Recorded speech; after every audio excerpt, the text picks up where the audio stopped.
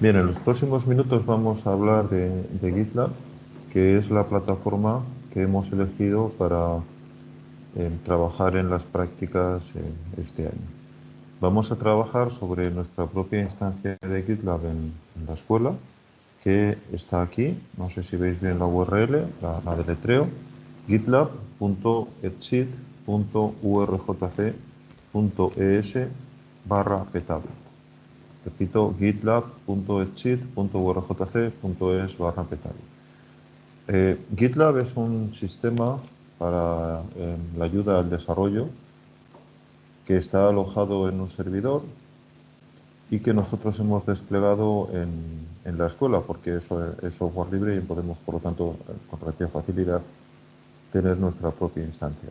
Pero también es un servicio proporcionado por una empresa que podéis encontrar en gitlab.com, donde si queréis como desarrolladores os podréis abrir cuentas gratuitamente y trabajar si queréis allí. Para los que conozcáis GitHub, es un servicio funcionalmente muy similar y de hecho la mayor parte de las cosas que se pueden hacer en uno se pueden hacer en otro, y además de forma bastante similar. Así que quienes conozcáis ya GitHub, pasar a GitHub. En la sesión de hoy vamos a ver solamente algunas de las cosas fundamentales del entorno, incluyendo el uso de Git, porque tanto Git como GitHub, entre otras cosas, me proporcionan un servicio de Git, GIT. Git es el servicio, es un sistema de control de versiones que se utiliza muchísimo en el desarrollo de día. Básicamente, prácticamente todos los proyectos, tanto industriales como no industriales, lo están utilizando.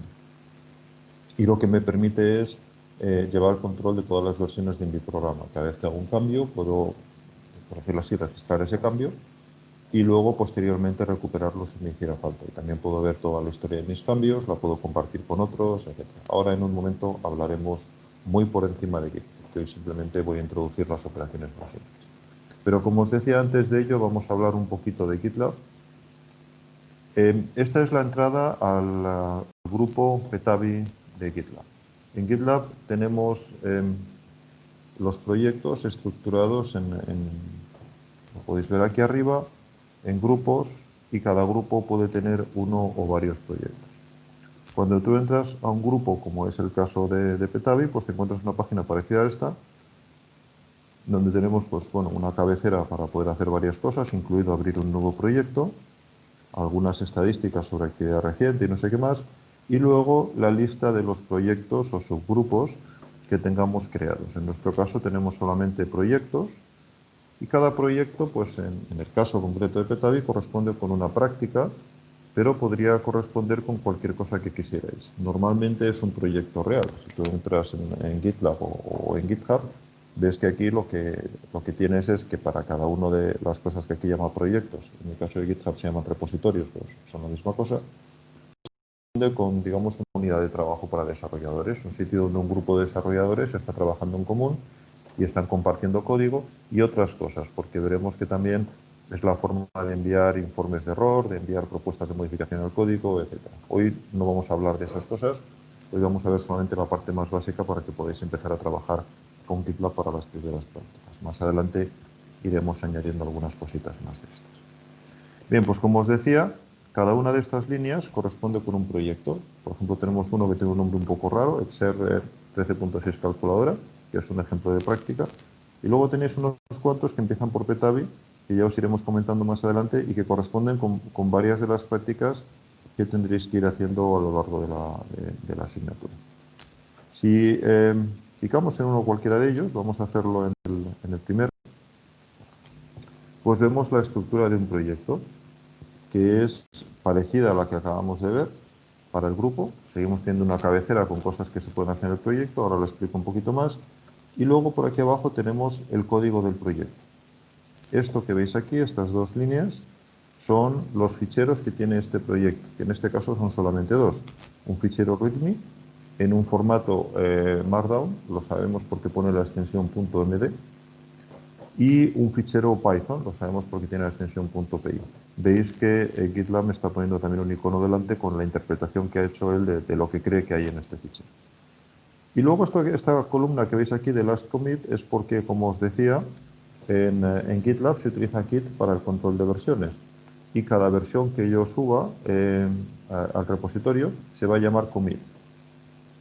Y aquí lo que tenemos es el mensaje que venía con ese commit. Entonces aquí lo que nos está diciendo esta línea es que el fichero readme fue cambiado por última vez en un commit cuyo mensaje era más bla bla bla. Y por otro lado, el fichero calculadora.py fue añadido o fue tocado por última vez en el commit, en el cambio, cuyo comentario era he empezado mi supercalc. Y luego tenemos alguna información más, como cuándo fue la última actualización, o sea, de cuándo es este commit, de cuándo es este cambio, que veis que es pues, de hace 8 meses. Hace 8 meses que no tocamos este repositorio. Lo que tenéis a continuación es el contenido del fichero readme.md. En el caso de que en el directorio haya un fichero que se llame justamente readme.md, GitLab lo interpreta y me lo muestra justo a continuación. Suelen ser ficheros que me explican qué hay en ese directorio. Entonces, en este caso, pues veis que simplemente el título del directorio y, bueno, pues un texto aquí de ejemplo que hemos puesto. Podéis ver el contenido de los ficheros directamente. Por ejemplo, si pico en readme.md, pues veo el contenido que tiene, que sorprendentemente, pues claro, es lo que acabamos de leer. Pero una cosa importante es, esta es la interpretación que está haciendo GitLab del Markdown que hay en este fichero. Si queremos ver el original, daros cuenta que aquí pone, muestra el fichero renderizado. Aquí a la izquierda tenemos muestra el código fuente. Esto es lo que escribimos nosotros en realidad. Esto está en formato Markdown, del que ya hablaremos también más adelante, y es simplemente una forma muy, muy simple de escribir texto para que luego quede, por así decirlo, un poco más bonito. Por ejemplo, esto de aquí arriba pues es un título, cuando lo pongo en sostenido delante. Entonces vuelvo a ver el texto renderizado y veis que me lo ha puesto pues, en un font más grande y no sé qué. Bueno, ya hablaremos de Markdown en otro momento. Cuando estoy en un fichero, además, vía la interfaz, si yo he entrado en mi cuenta, puedo editar el fichero si tengo permisos para ello. Este botón solo te va a salir si tienes permisos sobre este repositorio. En mi caso, yo le doy a editar y puedo editar el fichero. Puedo directamente venir aquí y poner más bla bla bla y bla, por ejemplo. Y puedo hacer un cambio nuevo, un commit nuevo. Y en este caso puedo decir, pues actualizo con otro bla. Este es el mensaje que voy a poner. Esto lo podemos dejar por ahora por defecto, ya lo veremos más adelante. Y le digo, vale, pues haz un commit de los cambios. O sea, sube los cambios. Y ves que me dice los cambios han sido añadidos o comiteados, diciéndolo en mal español, con éxito. Bueno, pues si os fijáis ahora me está mostrando el fichero cómo ha quedado después del cambio y vemos que me ha añadido el bla bla bla, perdón, el ibla que le había metido al final. Puedo picar aquí arriba para volver a ver el proyecto y si ahora nos fijamos, vemos que aquí arriba me dice que el fichero readme acaba de ser modificado hace 32 segundos y el mensaje del último commit ha sido actualizado con bla bla bla. Acordaros de esto del commit ahora para dentro de un momento cuando veamos Git. Bien, aquí se pueden hacer muchas más cosas. Por cierto, este cambio que acabo de hacer yo vía la interfaz web, normalmente no lo vamos a hacer así, sino que lo vamos a hacer en Git. Pero como veis, también se puede hacer vía la interfaz web. Quiero mostraros también el fichero calculadora.py, que es un fichero en Python. Y en este caso, pues solamente tengo el código fuente, porque en el caso del fichero del Python no lo tiene que renderizar. Él se da cuenta de ello y ves que es un fichero que en realidad no tiene nada todavía. O sea, no hemos empezado siquiera hacer el fichero de verdad, pero lo podría editar igualmente, igual que he hecho antes, pero también puedo entrar en lo que se llama el Web IDE. Recordar que IDE es entorno integrado de desarrollo, lo hemos visto ya porque PyCharm es un IDE, pero GitLab también me da un IDE, lo que pasa es que este IDE está en el lado del web. Y puedo trabajar con el proyecto de esta manera si yo quiero. Y puedo empezar a escribir aquí mi código, a la derecha como en un editor, aquí a la izquierda puedo añadir ficheros, puedo navegar por los ficheros de mi repositorio, etcétera, etcétera. Le podéis echar un vistazo. Ahora no lo vamos a usar. y en general no lo vamos a usar en esta asignatura. Pero puede ser muy útil, sobre todo si lo que quieres es hacer cambios rápidos. Al final tú vas haciendo tus cambios aquí en este IDE y cuando quieres le haces un commit, cuando ya has terminado. Por ejemplo, vamos a poner aquí un comentario muy tonto. Empezando. Y veis que ya se me ha puesto en azul el commit porque ya se da cuenta que hay cambios. Entonces, igual que hacía yo cuando estaba editando el fichero directamente en la opción de edit, ahora le puedo decir, vale, quiero hacer el cambio, commit. Entonces, de nuevo le pongo el commit. Empezamos con ganas, por ejemplo. Y le voy a decir que vamos directamente a la rama master, que es lo que le dijimos la otra vez, porque era la única opción que no salía, aunque aquí salen otras opciones de las que ya hablaremos. Y cuando yo estoy conforme, pues le digo a que me haga el cambio, commit. Y en este caso, pues igual que antes, me dice que ya el cambio ha sido hecho y tengo mi cambio hecho en el repositorio. Si lo quiero ver, pues me vuelvo otra vez a ver mi repositorio y vemos que tenemos ya un cambio nuevo aquí hace 14 segundos, el cambio empezamos con ganas y si picamos en el fichero, pues obviamente vamos a ver que ya tiene este comentario que acabamos de poner. Bueno, y hasta aquí lo que podemos hacer vía la interfaz web. No voy a comentar mucho más al respecto. Bueno, salvo una cosa que se me ha olvidado. Aquí arriba tenéis el botón de más donde podéis crear nuevas cosas. Nos olvidamos un momento esta parte de aquí arriba. Podéis crearos nuevos proyectos o nuevos grupos dentro de GitLab. Esto lo podéis hacer tanto en gitlab.com si os abrís una cuenta, como en el GitLab de la escuela si ya habéis entrado con vuestra cuenta. Y es lo que os va a permitir tener nuevos repositorios para vuestro propio uso, por ejemplo, para vuestras prácticas, aunque ahí dentro de un poco os comentaré que en realidad vamos a usar otro mecanismo, pero podríais trabajar tranquilamente con vuestro código, o un nuevo grupo si lo que queréis es agrupar varios proyectos en un grupo, para tenerlos agrupados de alguna forma lógica para vosotros. Y además podéis invitar a otros desarrolladores a trabajar en vuestro repositorio. Por ejemplo, este repositorio con el que estoy trabajando, pues lo compartimos Gregorio y yo, y los dos podemos escribir en él. Pero como os decía, esta no va a ser la forma habitual en la que vais a trabajar con el sistema. Vamos a trabajar directamente con Git. Para trabajar con Git, primero tenemos que entender un momento muy rápidamente qué es lo que quiere decir versiones, commits, en el caso de Git. Y para eso voy a haceros un pequeño dibujito. A ver, tenía por aquí el cacharro de dibujar. En Git lo que voy a tener es una cadena de historias de todos mis ficheros. Entonces, cualquier repositorio Git empieza con una primera versión, que es, por así decirlo, el primer cambio que yo le he hecho al repositorio. Vamos a suponer que este repositorio lo llamamos repositorio 1, va a ser un repositorio de Git, y cuando lo iniciamos, pues lo que va a tener es la primera versión. Yo a continuación le hago un cambio, y el cambio puede ser a uno o varios ficheros, pero en un momento dado decido hacer un commit, marcar un cambio, y voy a tener una nueva versión de ese repositorio. Y así puedo ir teniendo varias versiones del mismo repositorio. Después voy a poder volver para atrás para cualquiera de estas versiones que a mí me dé la gana. Si yo quiero volver a esta, cada uno de estos repositorios tiene un nombre y yo voy a poder volver a esa versión. Además, en Git, aunque ahora no vamos a entrar en ello, puedo tener varias versiones que vengan de una. Porque a veces yo estoy haciendo alguna prueba y quiero probar aparte y voy metiendo ahí cambios. Y sin embargo, la versión que yo consideraba principal sigue estando por aquí y yo de hecho puedo seguir trabajando también con ella. Y en algún momento dado, si me interesa, las puedo mezclar. Puedo decir, vale, quiero coger los cambios que estaba haciendo y poniéndolos sobre la versión principal, digamos, en la que yo estaba trabajando. Y a partir de ahí voy continuando. Bueno, pues esta sería una historia de un repositorio Git, donde, repito, cada circulito representa un commit o un cambio.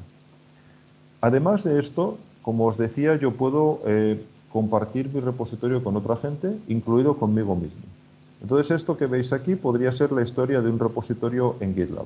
Pero en un momento dado quiero empezar a trabajar yo con él en mi máquina local, pues entonces lo que voy a hacer es lo que se llama un clon del repositorio. Un clon siempre es un clon de una versión concreta, aunque luego puedo cambiar. Y, por ejemplo, en este punto yo hago un clon del repositorio y me quedo, por lo tanto, con un commit. Si me interesa, a partir de aquí puedo recuperar cualquiera de los commits anteriores, porque en realidad tengo toda la historia, una vez que he hecho un clon del repositorio, tengo toda la historia en mi repositorio local. y por lo tanto, si me interesara, puedo volver también en mi repositorio que yo he hecho como copia, a hacer una versión, una copia de este. Este lo voy a llamar R2, porque en realidad, una vez que yo ya he hecho el clon, pasa a ser un repositorio independiente que yo puedo cambiar de forma independiente. Tengo acceso a toda su historia pasada, pero yo puedo hacerle cambios nuevos. Y estos cambios nuevos no se reflejan en el otro, no van a estar aquí. ¿Vale? Si yo quiero, hay formas de sincronizarlo, que quiere decir, voy a volver a poner estos cambios aquí. Y entonces sí que se añade el cambio nuevo, perdón, vamos a poner una flecha, el cambio nuevo que había creado aquí. ¿Vale? Esto es la forma normal de trabajar con Git. Y para hacerlo en GitLab, lo primero que tengo que conseguir es crearme la copia local, mi copia del repositorio remoto que está en GitLab. Vamos a ver cómo se hace, porque es muy simple. Para ello utilizamos, veis aquí que pone este botón en el que pone clone. Este botón me dice cuál es la URL que yo tengo que usar con Git para sacarme una copia del repositorio. Tengo dos formas de hacerlo, con SSH o con HTTPS. Vamos a hacerlo ahora con HTTPS, aunque os recomiendo que más adelante configuréis SSH y lo hagáis con SSH, sobre todo porque es más cómodo. Pues bueno, me copio el repositorio, me voy a... En este caso no lo voy a hacer aquí, sino que lo voy a hacer... voy a abrir una pestaña nueva y lo voy a hacer localmente en mi máquina. Y me voy a ir, de hecho, al directorio tmp, porque luego lo voy a querer borrar. En vuestro caso lo meteríais en el sitio de vuestra asignatura, donde estáis guardando todos los repositorios y todas las prácticas. Y veis que he puesto git clone y el nombre del repositorio. El nombre del repositorio es esta cadena, que repito, he obtenido picando aquí en el botoncito de clonado. Me da dos opciones, me quedo en este caso con la de HTTPS. ¿Qué es lo que ha hecho este comando? Pues me ha creado un directorio nuevo, al que me puedo cambiar. Me dice aquí cómo se llama, que en general es como se llamaba el repositorio remoto. Por lo tanto, si le digo cámbiate a ese directorio y pongo ls, veo los contenidos de ese directorio, que pues imagino que esto no os sorprenderá, pues era justamente lo que teníamos en el repositorio, calculadora.py y readme.mbd. Ahora aquí podría hacer mis modificaciones y trabajando ya con Git, crear mis cambios y cuando yo quisiera volverlos a sincronizar con el repositorio remoto. Por ahora, baste con decir que puedo hacer cosas como git log y ver la historia de este repositorio. Y veis aquí los distintos cambios. Este es el último cambio que había hecho, me muestra arriba el cambio más reciente, este es el cambio anterior, y veis que me dice quién es el autor, cuándo se hizo el cambio y el comentario, por eso el comentario es muy importante. Tengo formas también de ver cosas como qué ficheros se modificaron y muy fácilmente puedo también hacer un git log para un fichero dado, por ejemplo para readme.md, y ver la historia solo de ese fichero, que estoy viendo solamente lo que se ha modificado con este fichero. Y para terminar ahora os voy a explicar cómo marcar el cambio, que en principio pues es también muy fácil. Imaginaros que voy a utilizar edit, el editor de Genome simple, para añadir una cosa más al readme. Y aquí donde ponía ejercicio bla bla bla bla bla más bla bla bla, y pongo y todavía más. Bueno, los